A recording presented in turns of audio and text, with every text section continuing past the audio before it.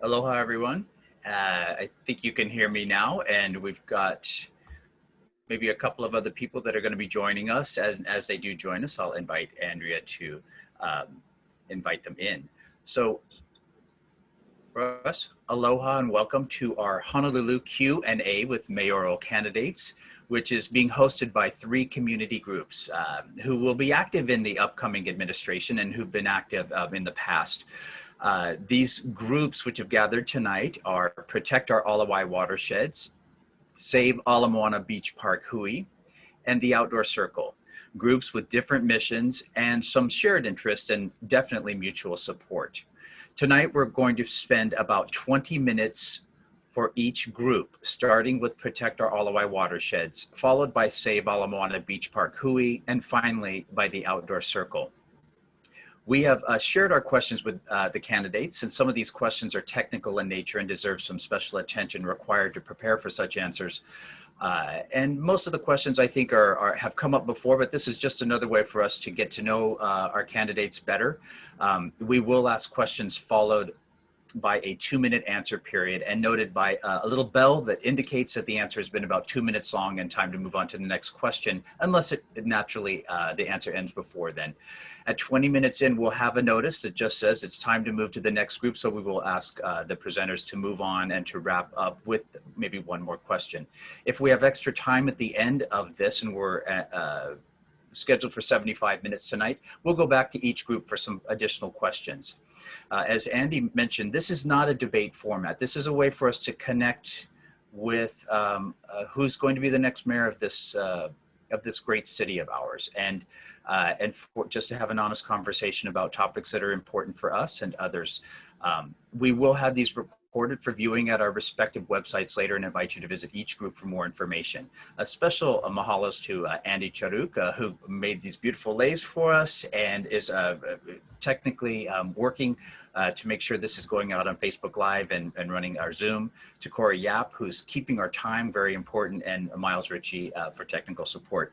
About our groups, just a little bit, we have let's start with Protect Our Alawai Watersheds, which is an organization seeking to give ordinary citizens a voice in the design of the Alawai Flood Control Project and its construction, operations, and maintenance. Elton Fukumoto is the secretary of that group and will be representing them tonight. Next, we will have Shar Chun Lum representing Save Ala Moana Beach Park Hui, which was formed by a core group of concerned citizens to heighten the public's awareness for the city's plans for Ala Moana Regional Park and Magic Island, also known as the People's Park, and to urge more civic engagement from the public. The People's Park is a place where everyone, rich or poor, old or young, local or tourist, can equally enjoy a day at the beach, jogging on the promenade, building sandcastles, exercising, or having a picnic on the grassy lawn. Ala Moana Beach Park is Kipuka, sanctuary or oasis, amidst concrete towers that block out the mountains, and it's a place where we can come to keep healthy, have fun, and socialize for free. Shar will be representing the group tonight, as I said, and their website is savealamoanabeachpark.org. savealamoanabeachpark.org. It presents a comprehensive 5-year effort to save the People's Park and other useful links. It's a great website. Their newsletter also gives information about upcoming legislation and instructions on how to write testimony. I think you'll find a link there, but you can also send an email to savealamoanabeachpark@gmail.com.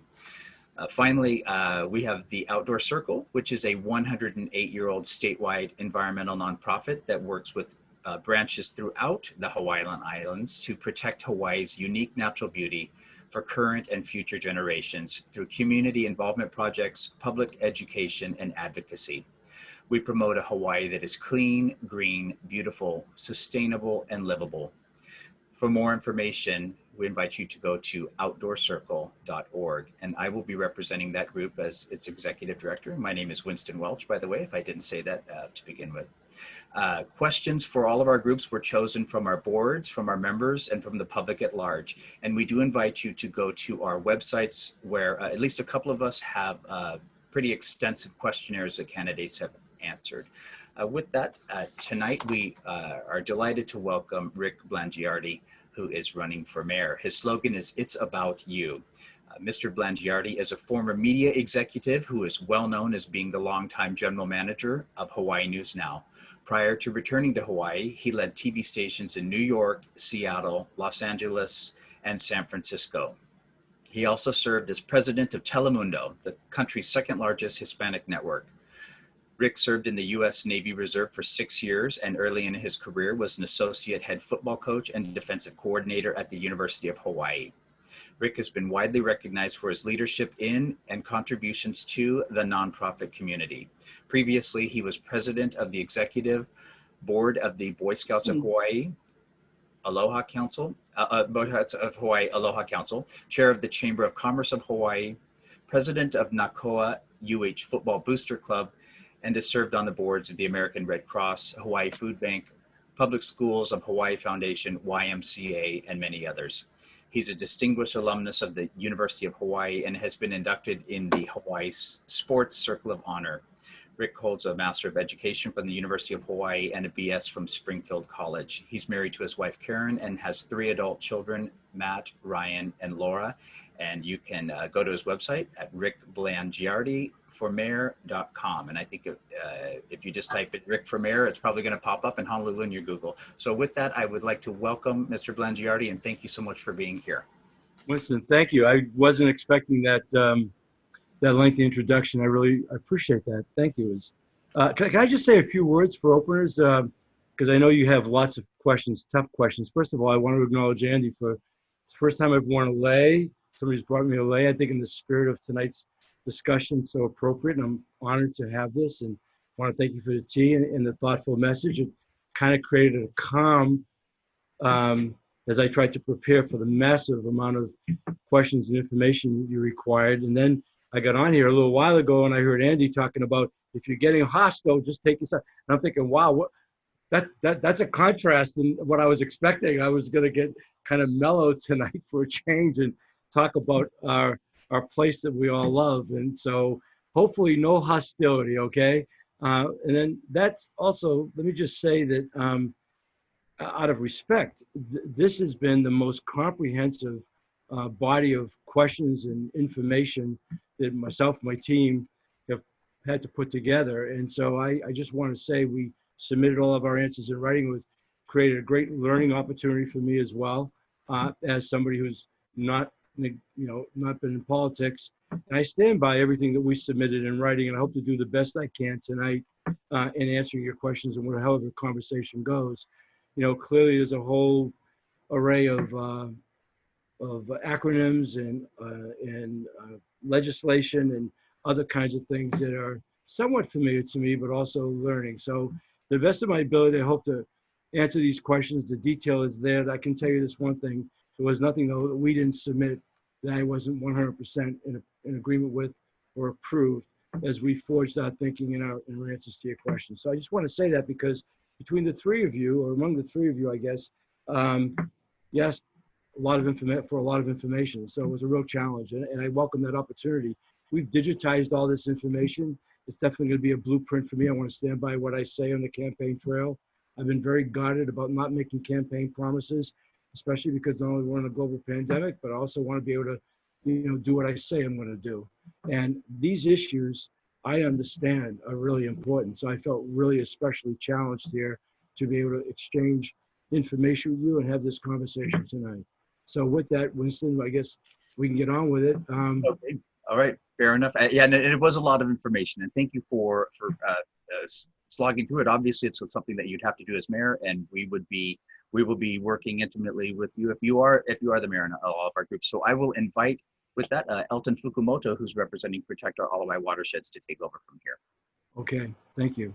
Mr. Blangiardi, thank you very much for coming. Can we start a ground roll? You can just call me Rick. Is that easier for everybody? Rick is okay. My mother called me Rick. I'm used to that. I can live with that. Okay. All right. Okay. Nothing wrong with Blangiardi, but if you just keep it on that level, I think that'll be good. Okay. So we'll call you Rick, and we're going to give you Mellow tonight. All right. So I'll ask you the first question. The elements and design of the Army Corps of Engineers Alawai Flood Control Project have changed given the new modeling results. Right. Will you await The the completion. completion of a supplemental environmental impact study, or EIS, before making any decision on the project, including signing any project partnership agreement, or PPA, Well, my answer, okay. and committing any funding to the project? Why or why not? Yes. Well, my answer is yes. I want to wait on that, and I will sign it upon successful completion and satisfaction of not only environmental impact study but everything else in accordance. So I know this is a very sensitive project, and I've talked to people, residents of Manoa. I've talked to people from the Army Corps of Engineers, General Darrell Wong. I realize a lot of mistakes have been made. I think we're in a place now where we want to make sure that all parties are satisfied completely. But if we can do that, I'll be more than happy to pass this in, because I do believe in the project because of my concerns about flooding of the LOI. Okay, thank you. Question number 2. As mayor, would you give the public an opportunity to review the public partnership agreement, or PPA, before it is signed? Why or why not? Well, yes, I would. Again, as Winston just said, I understand where the backlash has come from. I mean, I have a pretty good lens in my newsroom about things that were not community-based and what that's caused on our island, and especially now as we work to recover not only out of this pandemic, but all the other things affected by it. I want to be as inclusive as possible. That doesn't mean we do everything by committee, but I definitely want to be as inclusive as possible. So I would absolutely do that. Yes, we want to be transparent. That's the one thing I know, that we have to establish trust. Again, I mean, it's come up in even private research we've done, and I don't want to cite all the circumstances that have created that lack of trust. But I think with the expectation of a new mayor and who I am as an individual and how I've operated throughout my career, there's a great opportunity. And this kind of transparency is exactly, I think, what's needed. And I want to be very supportive of that. Okay, thank you. How secure do you feel about the remainder of a project where over half of the original project was based on incorrect information and assumptions? Well, how would you feel? I mean, you want to have the right information. So, I don't know if I should mention anybody's names, but I talked to some people really involved with this project before, and it was exactly that. It was a lot of assumptions were made, a lot of arrogance, people just showed up, et cetera. And now through this discovery, so, look, that's why we want to move forward. We need to do this. Whether we do it with, Pat Sullivan's, the Oceanit thing, or I think really quite honestly where the federal government's leading, with respect to the pumping station, however this works itself out, I'm going to say it again, we want it to be accurate. This is a significant thing we're talking about doing here, and want to make sure we do it right and as best we can. And after all that's at stake, or given all that's at stake, I don't want to be doing something with half information. Just, and so hopefully we can expedite this and get everybody comfortable. Yeah, I think the import of this question was that when the Army Corps presented the project originally, Yes. it said pretty much that we have done the modeling. This is the best possible project. It's gone through a lot of levels of review, and only minor changes can be made. So to the public, it was presented pretty much as take it or leave it. Yep. This is it. And as far as public participation is concerned, well, you can make a few minor changes. But the public was really not involved. So they went away for 3 years. Then they came back and told us, this is it, take it or leave it. Yeah. And then after some public opposition, again, they went back for about half a year. They removed the detention basins. And then they came up with a project. And once again, they didn't consult anybody, or they didn't consult us. So I think one of the things is we would like to become part of this, and we represent some of the people most affected by this particular project, by the people who live next to the actual construction, or would have their property condemned by construction, and we'd like to be brought into the process a little bit more. Eldon, I want to be very, I'm not, I don't want to be, I don't want to sound like I'm pandering, but I want to absolutely be very supportive of that. I can tell you, without naming names, I mean, people in the military have told me they made a lot of mistakes on this, not just from a technical standpoint, but even just in its execution. The community relations was awful. I'd like to ask, maybe you guys can give me some background. You know, I remember covering this story through the lens of our newsroom Mm. on multiple occasions in the consternation that it created and everything else. Where was, and I'm not here to certainly denigrate our mayor who's going to term out, and I'm really pleased I haven't had to do that throughout this campaign. I don't have any desire to do that, but where was the mayor in all of this as it relates to you folks? What were you hearing from the mayor's office? This is helpful to me so I can understand what I'm trying to either overcome or what I'm going to replace and how I can make it better. Can you tell me, did you have access there? Well, I think the main point that I'd like to stress is that the current mayor and the next mayor has one main job to do, which is to sign the PPA, the Public Partnership Agreement, Project Partnership Agreement. Once that agreement is signed, the project is good to go, and then the money will flood in, the construction will begin, the design, everything will begin. But until that PPA is signed, everything's on hold. And so when the federal government got the money, it was looking for a local sponsor. The local sponsor was supposed to be the state, but the Right, state wanted the city to sign on it. right. So first of all, there was a tussle between the two of them, It was between the governor. $125 million tussle, yes. Right. Yeah, There was a tussle between the governor and the mayor as to who would sign. But they finally came to the agreement that the state would provide the 125 million. right, The city would sign, however. yes, But the mayor did not want to sign until he actually got the money. So yes, that's why he hasn't signed yet, and that's why it'll be up to the current mayor, I mean the next mayor probably, yes. to sign the PPA.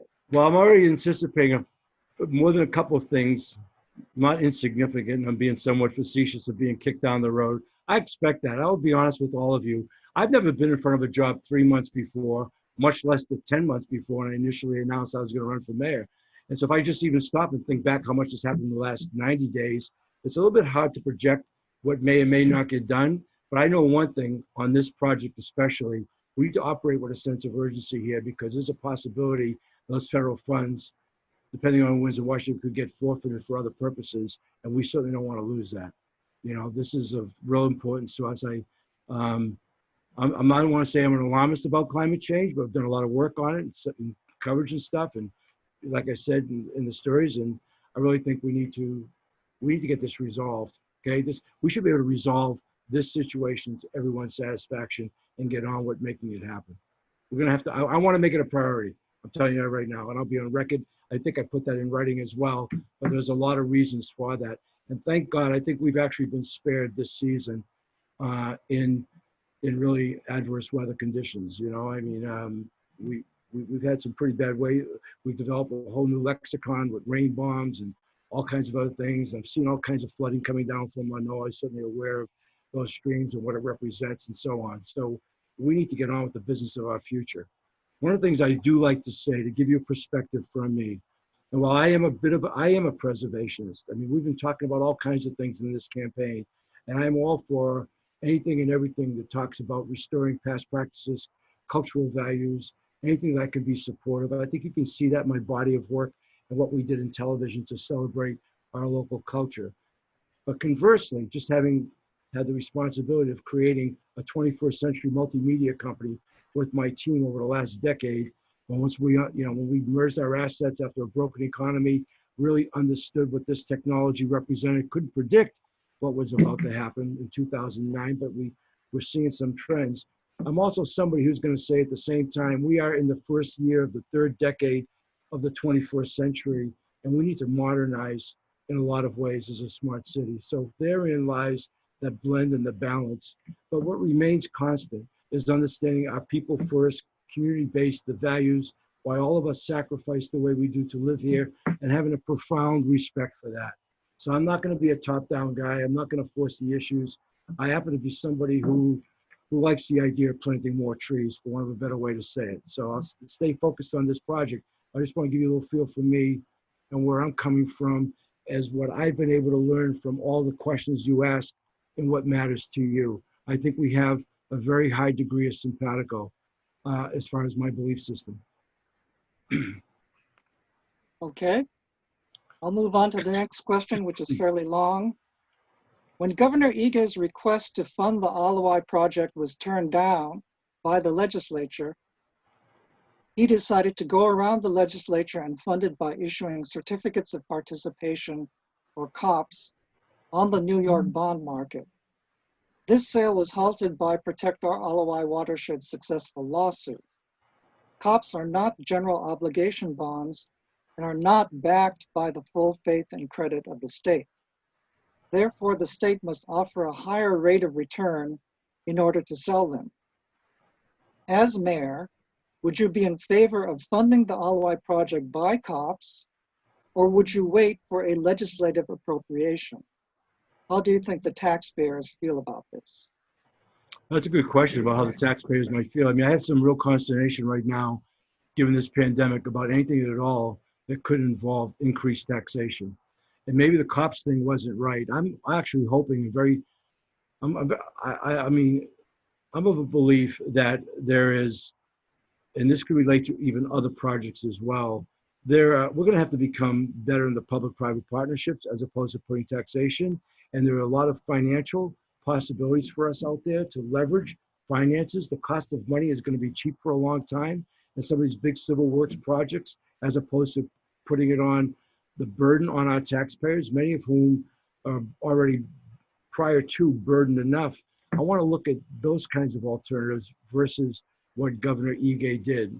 I think that's going to also hold true for the rail. I don't know if we're going to talk about that tonight, but on something like that, I think that's what I would look at from the standpoint of being able to make this project come together.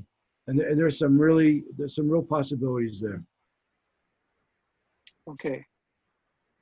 Next question. Last year, Senate Bill 2322, which would have capped any project funded by the COPs at $10 million, failed in the House.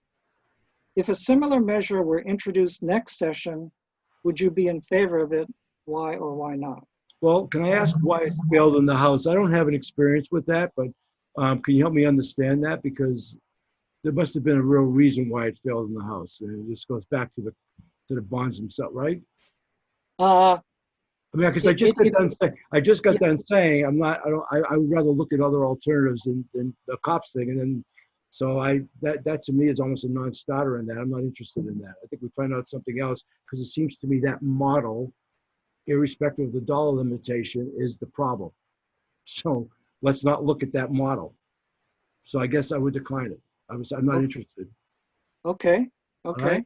I think we're going to have to form, even with the military, which is a great resource for us. We have the second largest military presence here outside of Washington, D.C. We have a benefit at Paycom, and the people who are up there. There is a lot of resource there for us coming out of a pandemic. We talk about going to Washington to get money, and the billions would it be of dollars we need to do and invest here on infrastructure issues involving climate change. We need to be able to work them as a real inside player for us to stimulate this, but not doing it in ways that the outline, excuse me, that's some water, please. The LOI was done, but done in ways that we can embrace the community. I really think we're going to need a lot more federal money than anything we've even talked about. That's a reality. I also believe that the feds are not going to let us fail or anybody else fail. We are definitely all in uncharted waters, but we're going to have to be very aggressive with that. And I don't want to go off on any tangents about CARES Act money right now or the heroes or anything like that. But let's face it, given our circumstances, especially us and where we are and how vulnerable we are and what's happened to us economically and for these other projects and the threat that we have, especially in climate change issues, I think we've got some real potential here in a kind of a military partnership, if you will, for access to those funds. I'm gonna drink some water, excuse me. Okay. I had a granola bar about 3 hours ago. That's all I ate today. I just choked on it. Let me just answer a technical question you asked and then move on to the next question. Sure. The bill was killed by the Speaker of the House, and we don't know why. He did not explain himself. Did you guys So- get to Ron? Did you guys get to him or Russ? I don't know what happened. He just killed the bill. So Wow. Yeah. Okay. Well, I'm going to avoid anything that adds taxation, just so you know. Right now is not going to be God knows when that climate comes. So I'm not looking to create any more burden on people who live here. We're already in a tough enough place. I don't want to belabor that. Okay. So the next question is, it appears that the current mayor would not sign the project partnership agreement with the Army Corps until and unless the state came up with the entire $125 million through the sale of cops or other means. Will you as mayor also wait, or will you sign before getting the money from the state, potentially making the city liable for providing part or all of the $125 million? Okay, so I understand the stalemate. You were very helpful, and I think I even committed in writing, said we'd wait for the money, and once we got the money, everything was secured, we would sign. But we've got to get the money. I mean, we got to. So yeah, I want everything to be in order. If it's not, it lends itself to a lot of problems here. So let's just play straight up and say this is what we need to do to make it happen. Okay. Next question. Any cost overruns in this project will be shouldered by the city taxpayers. How will you protect against cost overruns? Yeah, looking at a lot of cost overruns already, right? So I think the one thing that I'm looking forward to doing on some level, a big level, the fact of the matter is when we get into office, we've got 60 days to produce the 22 operating budget. And it's always been this way for me anyway, even in the private sector, that, budgets become really a policy statement of sorts. We're going to look at and change priorities around here on where we're going to release monies to, what kind of monies we have. Kirk has been raising expenses by 5% a year for a number of years straight, and things have really kind of compounded themselves. And now we're suddenly in a place where we went from lowest unemployment to a very high level of unemployment. We don't have any tourists coming in, our economic engine, the GET, et cetera, a lot of our operating funds. So, we're going to have to balance the budget. We're going to have to, just so everybody knows, I don't have any interest in putting one person out in the street. We're going to look first and foremost very aggressively at waste, things that we're going to have to stop doing. We're all going to have to realize we're going to do with less, but I'm not going to put additional burdens on people who are already burdened enough. My concern is the financial hardships that people are already suffering. So if we're going to have to cover those bases internally, and we'll have to see how we can balance that, there's going to have to be that kind of a function. But there again, asking for federal relief could be a huge part of that. And I think one of the first things we're going to do is go to Washington. I can tell you right now that one of the first things I'm going to do, what I'm really excited about, and maybe I should have said this to you for openers so you have a feel for me, I'm asking for the responsibility of the city. It was a big ask to begin with when I decided to run. When I made the decision in December, retired in January, announced in February, pre-COVID. I didn't think I'd be talking as a mayoral candidate about the economic recovery of Honolulu or all the things that are impacting us now. None of us saw this coming. So that shifted the priorities. Now, the other stuff is all still there. They've just been amplified. But our priority right now is about getting money to people's hands, mitigating the kinds of things that don't look good right now at the present moment. And at the same time, a different agenda for getting federal relief. So I think that that's also going to be a big possibility. I think there could be a big stimulus package that will help us. I think that, we're in a good place given who we are. This project's been pre-approved. I want to rely on, I know Brian Schatz, who's on Keith Amamia's side, but he's been an old friend of mine. They have some confidence and interest in this project. I want to utilize all of those resources. But the cost overruns, I will tell you, I'll either find it in a budget, get it from the government. We're not going to pass it on to people. We're not going to raise property taxes, and we're not going to increase the cost of living to the extent possible as almost a mandate that transcends everything. This is not business as usual. Okay, so that's where I'm coming from. I'm pretty good around the budget table. So I started to say this. I'm really looking forward to the team I'm going to put around me. That's job one for me. Who's going to stay? Who are the keepers? Who are we going to bring in? I mean, who's leaving? That's first and foremost is the foundation. And then we'll have this budget matter, and we've got a DPP matter and a whole bunch of other stuff.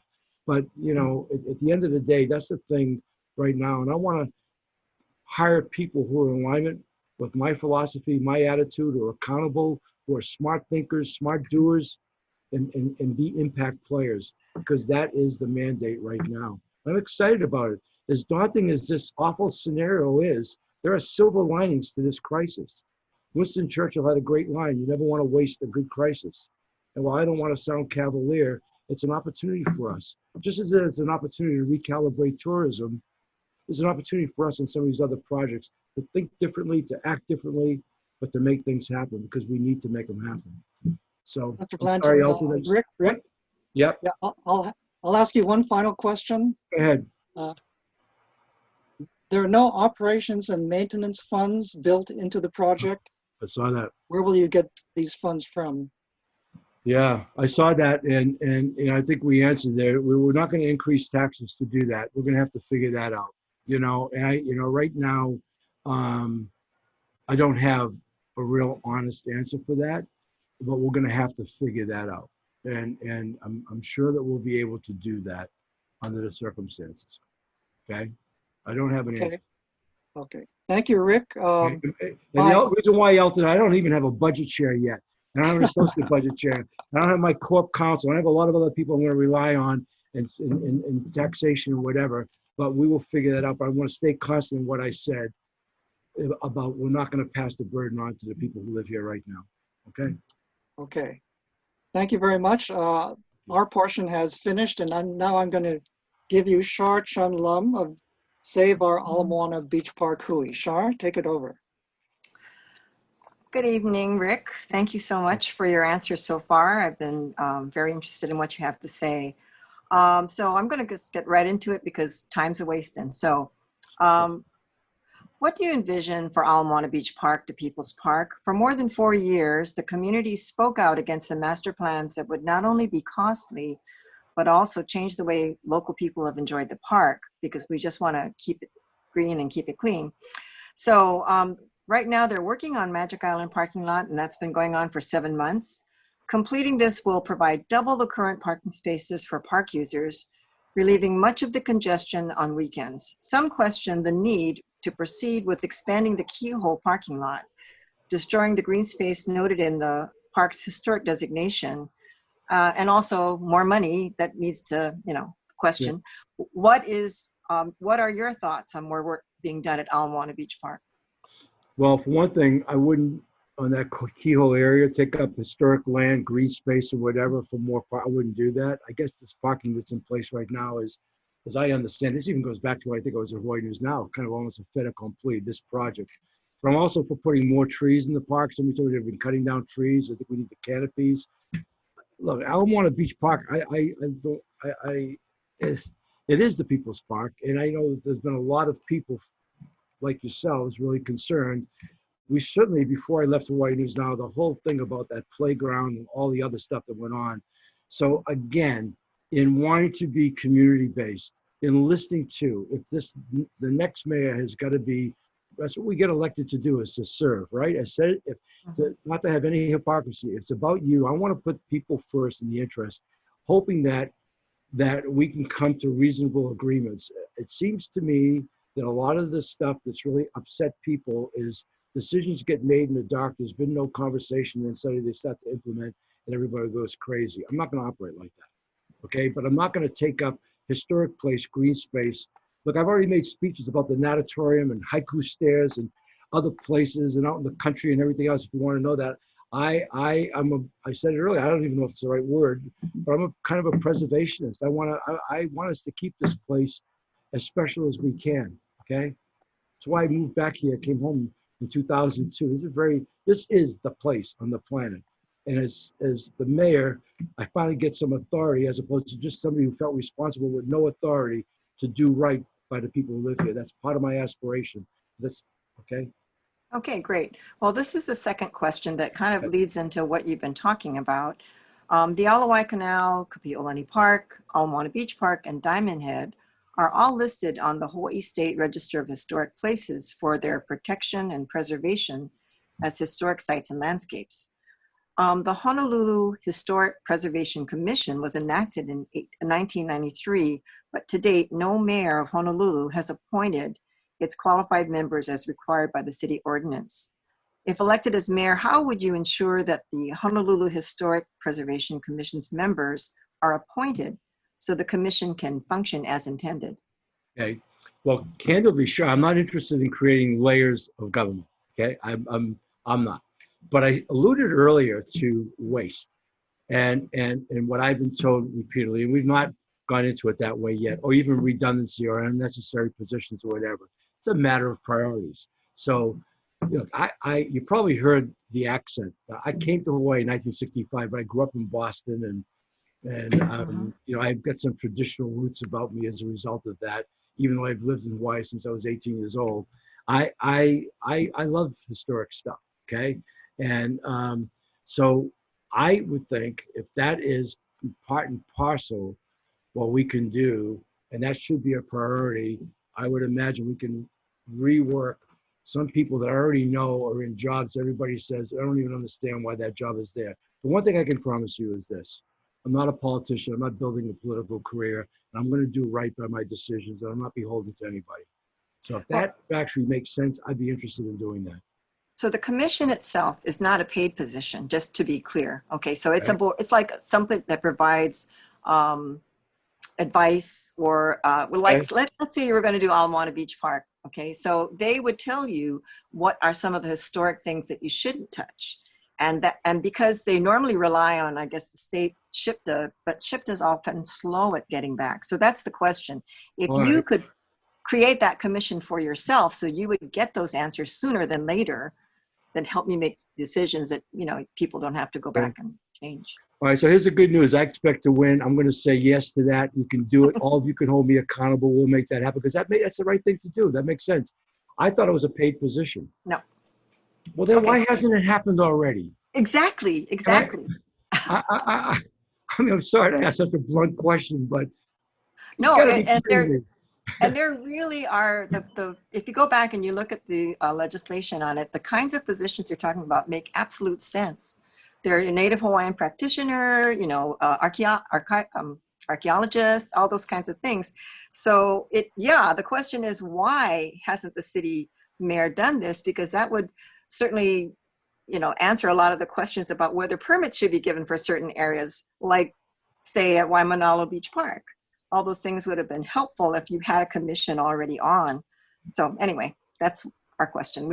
I'm glad you'd be willing to commit to that. Thank you. I am willing to commit to it. In fact, that's the kind of stuff we're talking about being an impact player. I realize we're talking about bigger, doing stuff like that. That it's almost like, I don't want to use sounds cliche, like low hanging fruit, but that's the stuff you just start doing the right stuff. I mean, I'm Right. make a difference. So something like that, I welcome the opportunity. I'm just going to need your help to figure out who should be that person. Thank you. Because that would require a body of knowledge that I would need some expertise to help guide. So the next question. So city parks paid for by taxpayers should be open, clean, and safe for its citizens.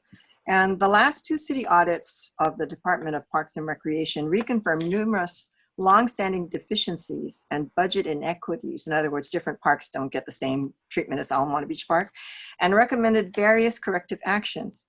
Yet many problems remain without adequate DPR commitment for improvement or corrective measures. What would you do to address this situation? Okay, the day that I announced I was running for mayor, I said, you know, there's a sort of an old adage about you can tell what somebody values by who they write their checks to, right? And I said earlier, the budget becomes a policy statement of where your priorities are. Understand. So I have been around and around the island a bunch lately and done some police ride-alongs and gone to a number of parks and stuff in different places. And, you know, I can tell you right in the beginning, everybody said to me, before COVID. Rick, if you could just, clean up the streets, take care of the parks and make it safe, you'll be a hell of a mayor. I mean, I wish that's all there was to, I don't want to say that that's a lot. I have a real interest in, in doing that. And that's going to have to become a budgetary thing. What the scale is, I don't know, but I have a real interest in doing that. I think it's reprehensible to know that we have parks where even the police will say, don't go in there if you don't want to get hepatitis or whatever. They've become places where they know drugs are going on, they're unclean and whatever. Can't say we're going to do this, everything all at one time, but we need to make a better effort at doing that. I will tell you where I'm going to come from. As tourism comes back slowly, and I have a real whole thing about getting our people back to work and getting non-essential business, which should really be essential, back on track. We can't subordinate our local people. We've got to be able to show respect for that and the quality of life. Everybody here sacrifices a lot and works hard to live here. And we need to be showing that from the city. That's the kinds of stuff I really want to make a difference in. I'm not just saying it, I believe we can. And we'll make it a priority. Thank you. Okay, so the next question. The outgoing mayor frequently minimalized public input involving projects that were of significant benefit, concern, or interest to the public. Speaking on the substantial increase to costs and disruption of traffic related to traffic and on-street parking, the proposed development of Sherwood's Waimanalo Bay Beach Park, Moana Regional Park and Magic Island Master Plan, and Blaisdell renovations were widely opposed by local citizens. What corrective measures will you institute to honor the will of the people? Okay, well, first of all, I've been asked in this campaign to compare myself to Keith one too many times, so I'm not going to do that. Nobody ever asked me to compare myself to Kirk. I would just say, and I said earlier, I'm not going to denigrate him. I'm a very different leader than he is, okay? And I understand the need right now in a very fundamental way in fulfilling the expectations of whomever becomes mayor. The top three are leader, trustworthy, there's a broken trust, and decisive, okay? So let's just look at the little lineup you had over there. First of all, before I left Hawaii News Now, it cost me relationship with Tiffany Vara. I did some strong editorials about that park in favor of where you folks are coming from, okay? You may or may not remember that, but I did. And we kissed and made up, but it was pretty tense, okay? I signed a letter to protect Sherwood's Forest. My competitor hasn't. I did that months and months ago, went out there, walked around, and spent a lot of time in Waimanalo. So we don't need to do that, and was very supportive. The other thing you've got, what was the other? I've already said, no legacy projects. The Blaisdell is off the table. I mean, I live across the street from the Blaisdell, but I'm not looking to do that, a signature project. So, I've got some concerns about that whole thing, but we're not going to do that. So, and especially now coming out of the pandemic, let me give you a perspective as to what I'm looking at. What I said earlier about the economic recovery. 2008 put everybody to their knees. If you listen to the economists, they'll tell you we didn't clear the bottom till 2015. This is much deeper. It's redefined how I'm going to be mayor. That's the reality of it. And I'm really worried about the exodus of people here and all the other things that could possibly happen as a result of no work. We've got to pay attention here and do the right stuff and really kind of hunker down. This, to me, in some ways, is going to make that very convenient out of doing the right things for the right reasons under the circumstances we're in. Leadership is situational. You got to assess that.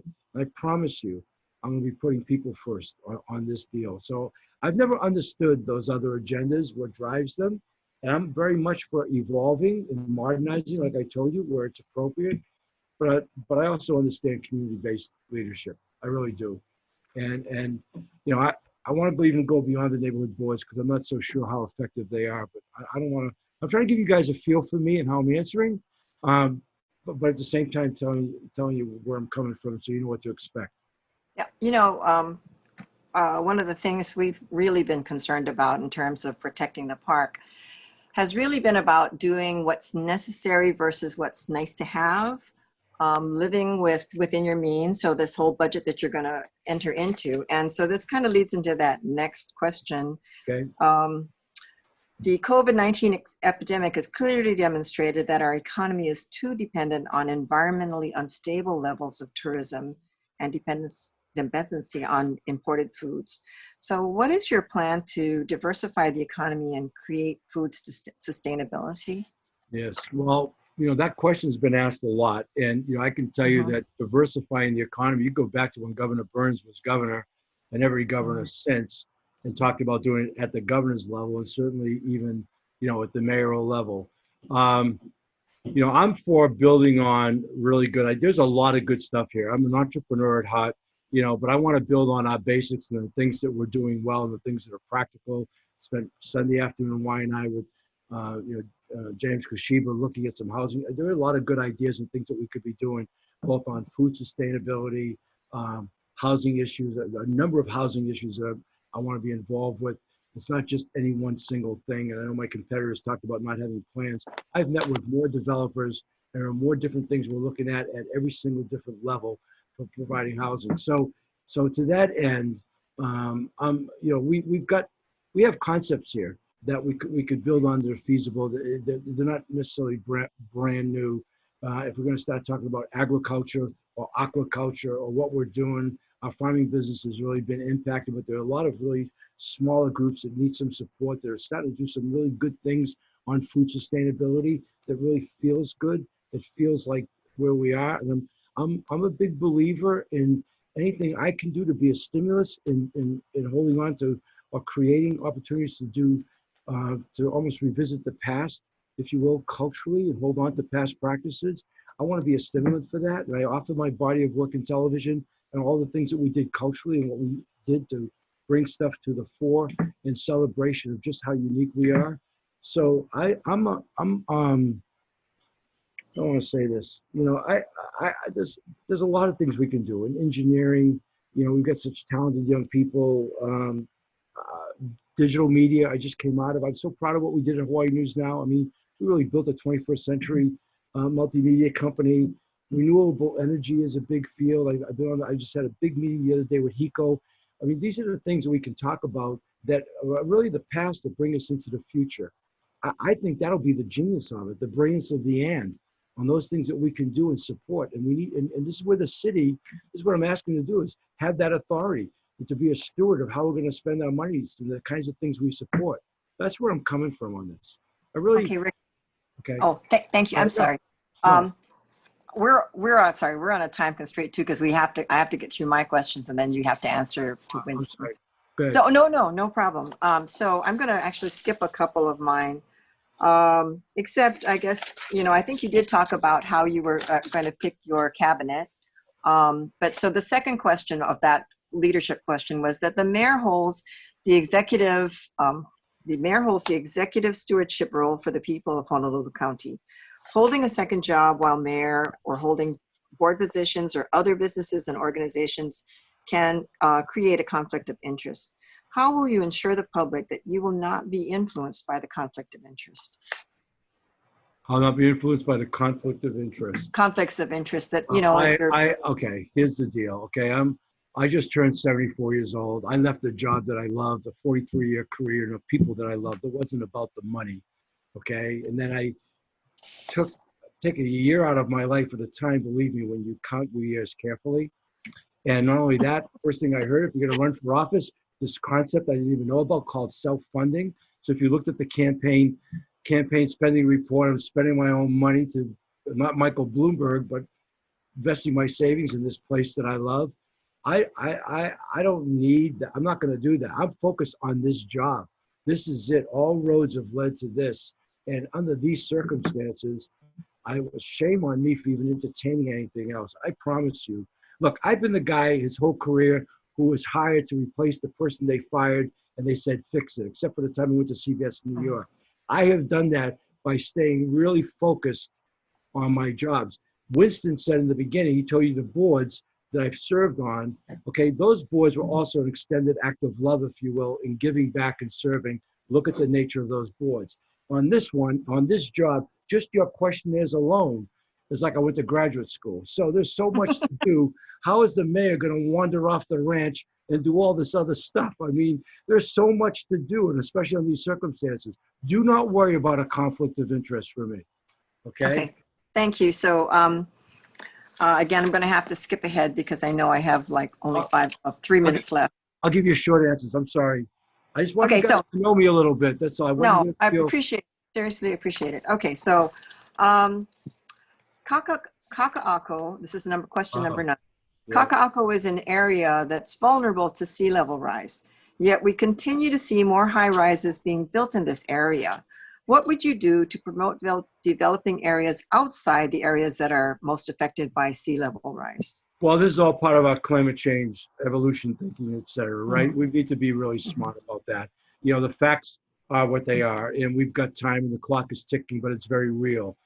10 years ago, I went down and represented the state of Hawaii in Tahiti, of all places, for an international film festival. Made 20 documentaries and watched them over 5 days. It was an international group of people. I was really thrilled to be there. 10 of those were on Oceania, were on sea level rise, and because it's such a big place and what's happening elsewhere. I didn't even think at that time how fast it would impact us here, but that's very real. And so sea level rise is a major issue. I think any and all development or anything else we do is going to take into account that that's our new reality, and we need to be out there in front of it as much as possible.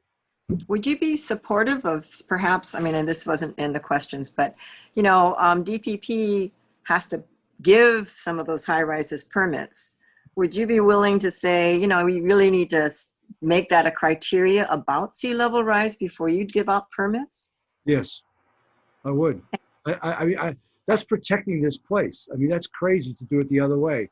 And I think anybody who's going to build out here in our islands, under the circumstances in the world in the year 2021, 22, ought to be able to understand that and accept that. Okay, thank you. I'm just checking with my group. Okay, I have one more question I can ask you. Okay, so now I'm going to jump back to this question, which is about basically about infrastructure. So the only landfill on Oahu, Waimanalo Gulch, is reaching its limits. So what do you plan to do about waste disposal? Yeah, we're going to have to use technology. There's different things that are coming up. I mean, PVT has got limitations there and what it's going to do. And I've been out there, actually went out there to see what that was like, just because I've never visited a landfill. I've gone by Waimanalo Gulch. It's been a big issue. We're going to have to use technology. I think that's one of those things.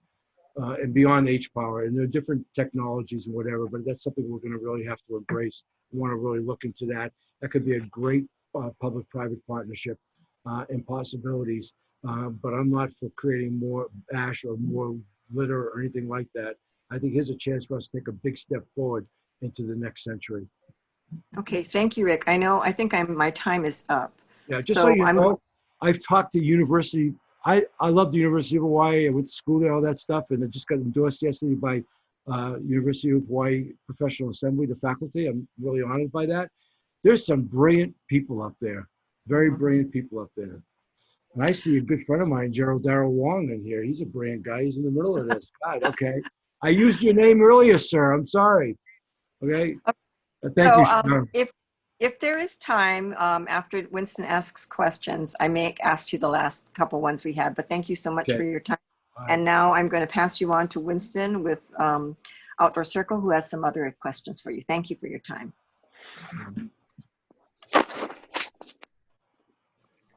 I'll come up with shorter answers, Winston.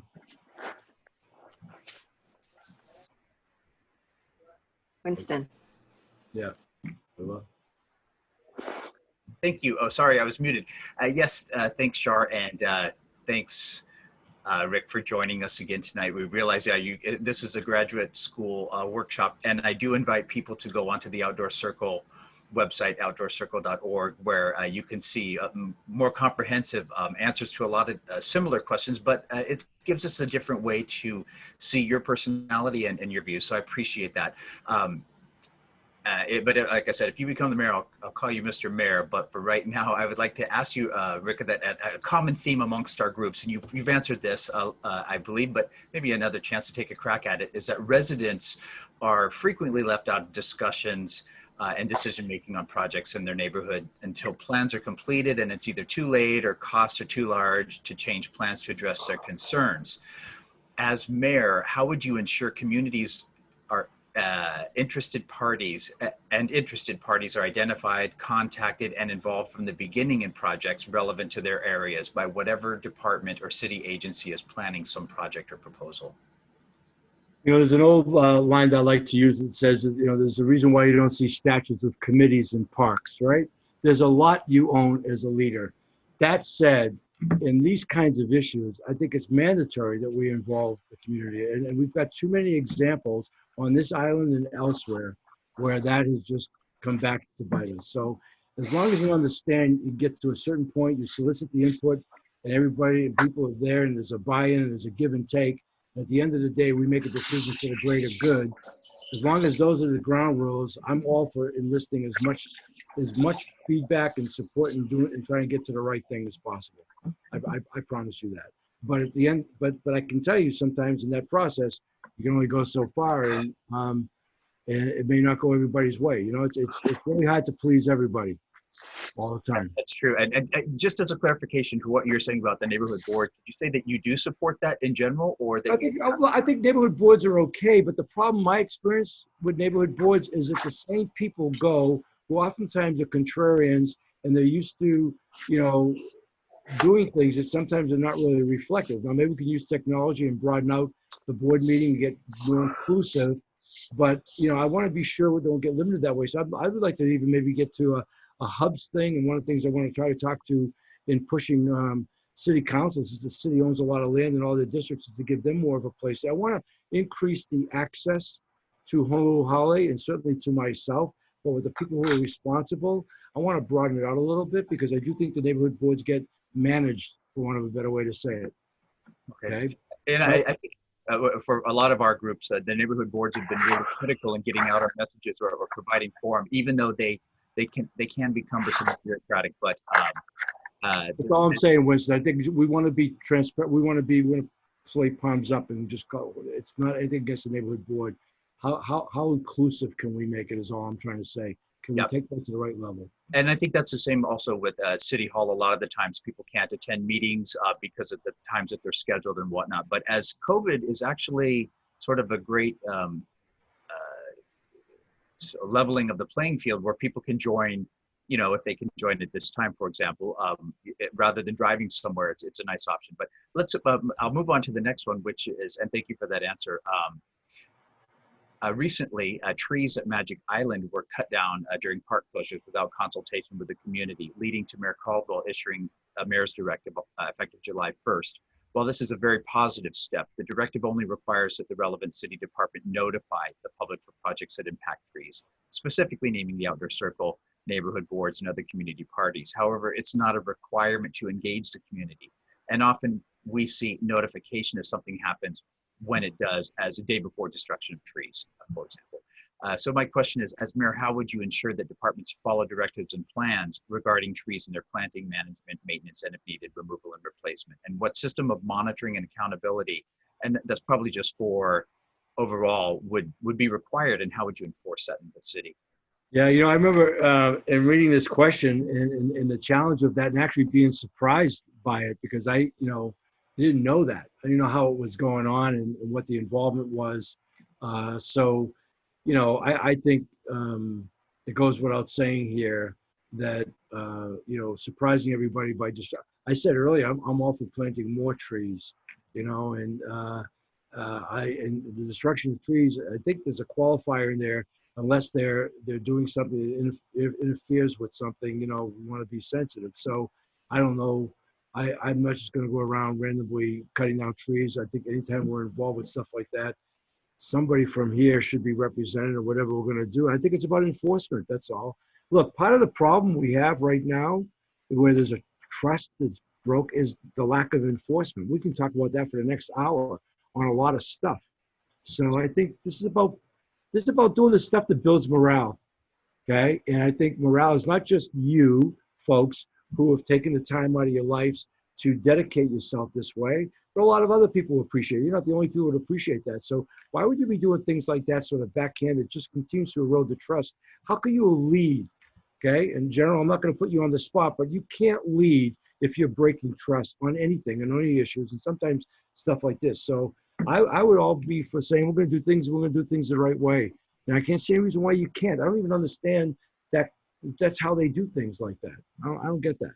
Well, yeah, it's you know, Rome wasn't built in a day. And so, and it's easy, we're all working together. And I think that's, part of this. And that's why we appreciate you being here, because this is, we're future constituents. Which leads to my next question. Would you build upon the recent directive, which was a great directive, by the way, and we applaud the mayor for that and his staff for to require considerable engagement and input from the community from a beginning of project proposals rather than after the fact notifications. And I think that's something that Shar asked as well. Yeah. So that goes without saying. I am an old coach, and you got to get team buy-in. You got to get the right people. I think we can actually make more progress if we're not afraid to have those kind of meetings and doing it the other way. Yes. I mean, as evidence, right? So I'm interested in being a high impact player, making things happen. So you make it inclusive, you get the buy-in. Hopefully the best idea in the room wins. Somebody's got to understand they don't always get their way, as I alluded to earlier. But if we're doing it for the greater good, we start doing that, we start operating that way, a lot more stuff will happen. I just know that from experience. Okay, thank you. Back to this directive, because we're a tree-focused organization. It doesn't actually commit the city to funding and mechanisms to go from 20% current canopy coverage, and we've been losing every year, to a 35% coverage, and that's supposed to be by 2035. That's what the city council has directed, but we don't have funding for it. Getting extra funding to actually do this in mechanisms, we're talking having to plant hundreds of thousands of trees a year. And so there's a lot of talk now of cooler and beautiful streetscapes and increasing the urban canopy, but very few new trees are actually planted and maintained. And we witness large trees being removed all over the city. We, meaning all of us, need to rethink how we can best achieve a mass tree canopy coverage, and it necessitates doing something different, like where planting strips are too narrow, or maintenance issues or other things. And we have to remember that our hottest day now will be our coolest day in 20 years. At least that's what they're predicting. So the question is, how can you change this talk into action as a city leader and as a champion, given the requirement of a major allocation of funding, planning, and personnel? Well, I think it's a real opportunity here. This is a leadership question you're asking me. It's just a question what the priorities are. And we've said repeatedly throughout your whole theme tonight, in all the sectors, is about beautification of our city and making it better. One of the things I did before I left Hawaii News Now is I raised $750,000 from the private sector to produce 3 one-hour documentaries. 2 of them have already been made and aired. They're award-winning. We did it not for primetime ratings. We did it because the government wasn't doing anything. We really felt that we needed to tell the story. It's $250,000 an hour. We invested heavily. It's taken a year to make these, and make it part of school's curriculum. But the second documentary that I just watched, you said, was about the million trees being planted out the North Shore for carbon footprint and all of that. I understand that and the whole thing with it. And so if you come back into our city, to me, we need to make it, this is about beautifying our city. This is sort of the accoutrement, if you will, of what you do. Trees can be just, absolutely gorgeous. Part of the reason why I chose green and white as colors, so is that the greenery of Hawaii has always been, to me, it's just so soothing. It speaks to your soul. So, look, that's a failure. What I'm seeing and I'm hearing and the way they're doing it, in my opinion, and again, we have to be budget sensitive.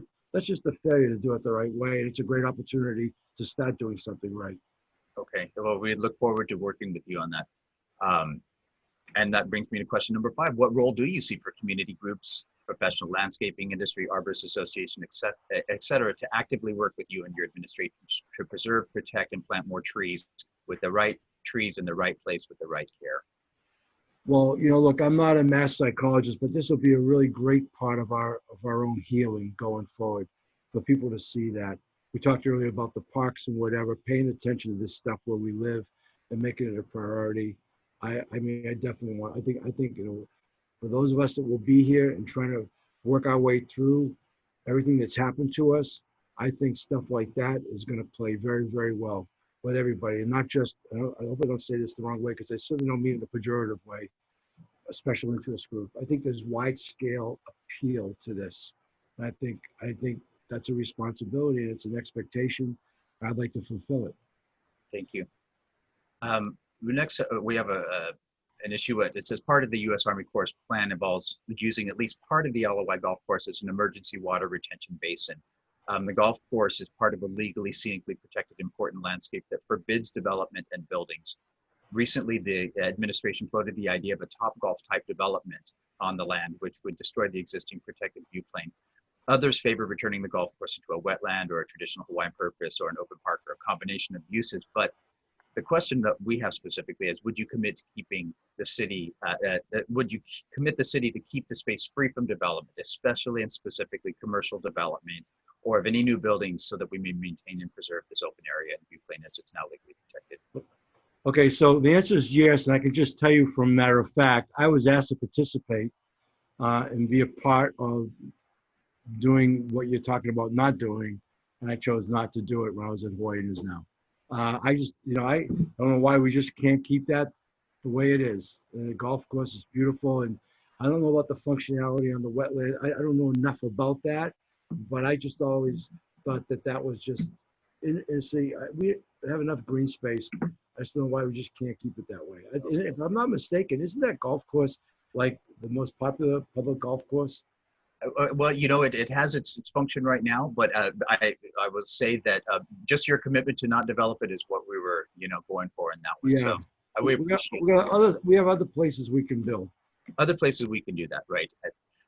That leads us to another big issue that's just been in the news as of a couple of days, last 20, 30 years, but also this week. Rail is of a major concern for many, including rapidly rising costs, post-COVID ridership questions, maintenance, current planned routing, which will have portions of the route in regularly flooded areas by the next decade, according to the city's own projections.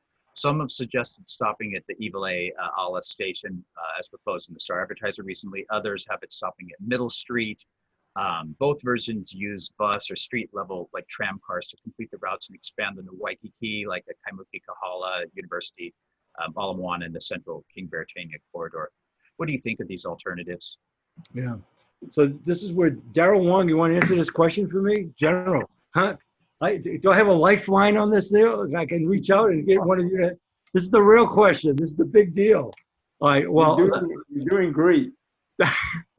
Thank you, sir. I needed that. Thank you. I get. All right. So look, the real question is a huge question, and I want to be candid here. I have been and said prior a proponent of rail transit because of really, quite honestly, community development and what that represents, especially in the urban core, affordable housing, et cetera. If you've looked at some of the plans or whatever, which would mean, to be very honest with you, taking it beyond Middle Street. Middle Street is not an ideal place to pause for a lot of reasons. And I, at one point, was asked about doing that if we didn't have the money, which is a whole separate answer. And I said, yeah, I would consider that. And of course, I had everybody jump on me. And the four people I was running against, at least the four more prominent people, right away wanted to make me out to be anti-rail. I am not. I said earlier tonight, I want to preserve the things we can. I want to modernize this city. And we could talk about making it a smart city. I mean, look at all the exposure we've had about our lack of modernization. It's true of DPP. It's true, and even our computers are 20 years old and so on. But with the rail has so much more to it. So, I think the fundamental thing to say right now, knowing that we're not going to be supported by GET for the construction, I mean, just look at what's happened in the last week on rail. Last week, Andy Robbins was in, and then Andy Robbins was out. I got a timer. I didn't pay attention to that. And then, the P3 was out, and now all this uncertainty. I don't have the facts. I can't talk about cost. I can tell you, though, that this project is vital, and I think we need to make it as good as possible. And I suspect, we're going to need more federal funding. We just saw we have to do this now without a P3. I'm not even sure what all of that means, because I met with Andy Robbins. All I got told is, we can't tell you what you want to know until you become mayor. So I can't manage costs or an expectation of that until I'm actually in the job. But I know this, that we need to make it as good as possible. We're going to need a lot more federal money. The last thing I'll say, since I'm out of time, I'm less concerned about the supposed forfeiture of $800 million if we don't make it to Ala Moana, because I don't think that that's going to be the case. Public transit on the mainland is in a complete death spiral. In the 36 major U.S. cities, the accumulated debt is in the billions and billions. Is going to require its own federal bailout. And so certainly here, I'm more concerned about reestablishing trust with the Federal Transit Authority and Elaine Cho to release that $750 million and find out how we can get even more, and what we're going to have to do and the kinds of financing we're going to have to do to see how far we can take it. I actually, if we had to stop, and this is theoretical, okay, but if we had to stop, I think I prefer getting it to Aloha Tower than Chinatown, even though the Ala Park Evile area is the site of the old rail station and where it used to be. And there are possibilities there aesthetically and otherwise. I walked all through Chinatown on Saturday and went down and walked around there. That's a big area, and there are a lot of possibilities. It's always been designed to be intermodal, and there's some possibilities there to develop a different bus system than the buses we currently know to take people, if we could get that far. People downtown could walk, but to get people to Moana, the UH, which is where it was supposed to be in the beginning, or Moana, Waikiki.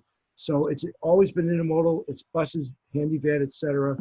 But I think Aloha Tower, if we had a pause for some reason, if we could, that might be a better place. There's a lot that could be done there. And I know there's a lot of unknowns on that. I have one final question for you that I wanted to jump to about homelessness. All It right. was, and then we'll invite others to come back in, but or maybe one after that. The homelessness is a major concern in our city, obviously, with individuals and families living in parks, doorways, on sidewalks. It's horrendous. What are your plans to solve this crisis? It's a true crisis for those experiencing homelessness, and to move them into proper housing and as needed receive appropriate social services, or to have a place where they can go if they don't want to go into housing. And how do we return our public spaces to their intended uses? All right. So single-handedly, or just so you know, the subject of homelessness had more to do with my decision to run for mayor than any other topic. And you may or may not know the work I've done over the last, actually going back to Governor Abercrombie, but certainly in the public sector on the subject, trying to do as much as possible. I mean, I will tell you that what I learned in this whole process is that responsibility, or a sense of responsibility minus authority, well, pretty much makes you irresponsible. So running for mayor is to have some authority on this. There are a lot of layers to homelessness. It's a very complicated subject. There's no one simple solution. And there are all kinds of terms that get used: houseless and homeless, sheltered, unsheltered. You know, we have vets that are homeless that we've worked on. We've got the now new category that's a very scary proposition, the at-risk homeless. You know, we live in a community where our demographics have shifted, where 50% of our people live paycheck to paycheck. And a lot of those families, even we are the national champs on multiple jobs per household. The strain of all of that, and the fact that I know from the Alice reports network, it doesn't take much. And then you've got your chronic homeless. And your chronic homeless are people who are remnants of the crystal meth epidemic, or opioids, or mental illness. And so I've said repeatedly, and I mentioned earlier about old adages or old sayings, that, you know, I've always believed, I don't know the attribution, so forgive me, that a society is judged by how it takes care of its most vulnerable. And I think we have been really, this compassionate disruption we know doesn't work. Look at the charts, look at the graphs. I don't believe the point in time count. Any homeless service provider will tell you it's a multiple of that. It's probably 15,000, not the 5,000. But the reality is, it's a scalable problem. The reality is, there are a lot more than the 300 or 400 the city will tell you are chronic, who are suffering the way they're suffering. It's probably well closer to 1,500, maybe even 2,000, but that's a scalable problem. You need to be able to put these people in places and give them resources. We have to step up and help people who can't help themselves. We won 2 national Mayoral awards the last 2 years in a row doing a show called Prescribing Hope. And we followed Dr. Chad Koyanagi from Queens Hospital around the street to see the transformative powers of working with people who initially would not admit, they wouldn't take the medication, then did, and what can happen. There's a lot of work we can do. We had the H4 project that I was a part of. That's why Arthur Shijima is one of my co-chairs. We had the overruns of Queen Hospital and Evil A. Second and third floors have not come in. We need to put resources there. You look at a place like Habilitat. You look at the Sandown Treatment Center. You look at what I think we can get done with the H4 project, including what we have over in Kaneohe. We need to put these people in places and help them. Compassionate disruption doesn't work. We need to spend money differently. We just need to spend more money. That will be a priority of mine, and not to put it in a black hole. So I will tell you that in all the research we did, I know I'm over my time, homelessness still, despite COVID, in the minds of the people who live here, still number one, homelessness. And we need to do something about it. For all that we talked about tonight, about planting trees and protecting our Aina and all of those other things, These are people. These are human beings, many of whom, in an incredible disproportionate share of Native Hawaiian people and Islanders. Okay, we need to take care of that as much as anything that we talked about tonight involving nature. These are our people. Okay, and so it's a big thing with me. I'm not saying we're going to end it, but we can do a lot more with it, and we have to do things very differently. And that's one of the things you can look for from me.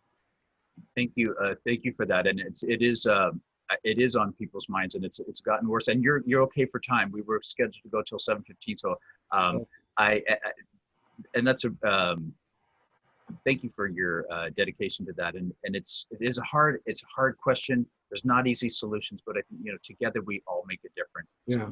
I would like to leave you with my final question, and as we wrap up the evening. But what does a vision of a sustainable and livable Honolulu mean to you? And are there any final thoughts you'd like to leave our viewers with? Yeah, I kind of wrote that down about going right back to livability. And I didn't know you were going to ask me the question, but just thoughts. I want to focus on the most needy among us, prioritization of affordable and workforce housing, functional transit systems that we talked about across Oahu, development of transit-oriented. We didn't even talk tonight about affordable housing, but there's so many really great possibilities of what we can do. And I'm not talking about the workforce. I'm talking about stuff built against what people can actually afford to do and things that we need to do in the urban core. The complete streets thing, we didn't even talk about tonight, but the outdoor public spaces, I think that's really important. I want to upgrade the infrastructure every chance we can. We talked about that tonight with parks and other things, but clearly that has to happen. Climate change has gotten subordinated, but as I told you a little while ago, that was the last thing I did. I was so proud of that, to raise all that money from the private sector to create educational pieces, because I do think, look, we could talk to adults, and this group here might be a little bit different because of who you are and your interests. Talk to adults about climate change, it's one thing. Talk to a kid about climate change. It is a very different conversation. And that is their boogeyman. But that's not, I'm going to get old and you can shut the lights off or open the door. This is very real. And so we have really, if we care about future generations, we have real responsibility there now, today. And then the other thing I'll just tell you, and I mentioned it several times, is the lower cost of living. Anything and everything I can possibly do. This place has already become too expensive for all of us. And here's the thing, and I'll just end, I got 20 seconds. The reason why I want to run for mayor here is the mayor can have a high impact. Okay, this person, there's a lot of juice in the city charter. It's all on how you do the job. And as I said earlier, I'm different than the person who's in office right now. And judge me by my actions. Well, let's get together a year from now and see if I have disappointed you. Okay, because I will not. I will do everything in my power not to do that and be an impact player. Last thing I'll say, I very much want to be the mayor that you want and believe and deserve to have. I want to be that person. So that's where I'm coming from. Thank you so much for your candid responses and your time today. And I think we could get a really great sense of who you are, and even this short time together, for folks that may not have seen you in other forums, and for seriously looking at our questions and concerns from our three groups: Protect Our Alawai Watersheds, Save Ala Moana Beach Park Kui, and the Outdoor Circle. I just want to know, Winston, if I get a PhD out of this, because these forums, I probably more for this than I did in graduate school. I mean, this is incredible. You get your PhD if you become mayor and enact everything that you just promised. How's that? No, I've enjoyed this. You guys have been great. I enjoyed it. I'm looking forward to working with you. That's the best I can tell you. I sincerely mean that. And Thank you, Rick. Us as well. And yeah, Thank we you. sincerely appreciate your time. And this Thank you. for everyone, so you'll be able to find this Thank on our you. website, and maybe Mr. Blangiardi will also post it on his page if he so sees fit, but it will be available on all of our websites in a couple of days. So with that, we will wish you the best from tonight, and look forward to all of our interactions with you in the future. Thank Thank you. you. Thank you all. Thank you all. Thank you. Thank you again. Aloha. God bless. Aloha. Mahalo. Aloha. Mahalo. Pomalie. Aloha.